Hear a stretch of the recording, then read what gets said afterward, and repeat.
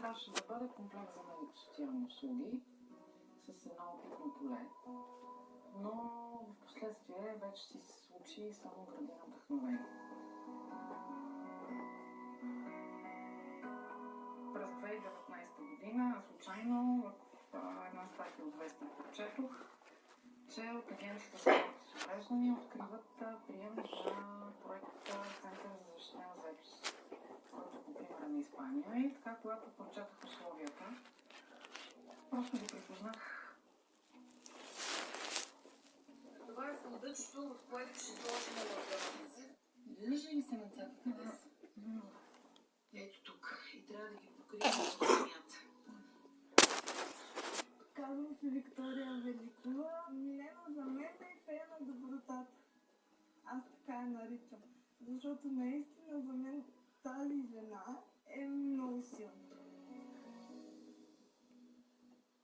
Намираме се в една вълшебна градина. Това е градина, която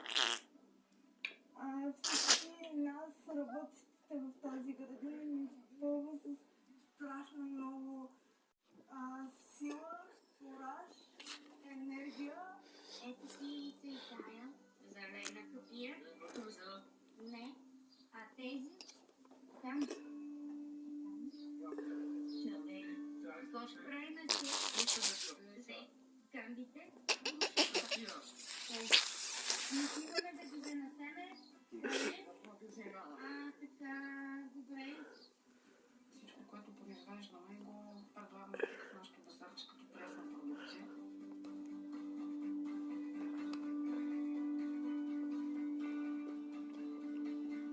Детството ми започна от ходене по лекари, за да открият какво ми има. Откриха, че съм с детска церебрална парализа спастична. И от тогава започнахме да ходим по процедури, да ми се правят разни неща. Винаги в живота съм срещала само добрина, добри хора около себе си. Това е моят живот. И аз си харесвам живота. Всички хора, които са около мен, вярват в мен, защото за мен без вяра нищо не може да се направи и нищо не може да се постигне. Имаме си хубави люти чушки. Имаме люти чушки. Капия черна.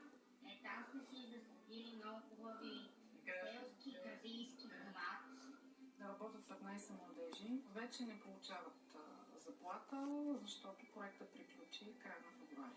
Проектът беше за 5 години. Те не са длъжни да идват, защото вече не получават заплащане за това нещо.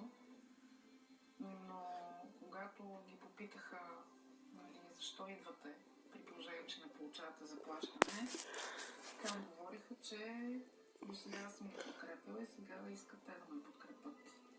Така че само с това изречение за мен беше най-удовлетворяващо това, което аз съм свършила в момента. И това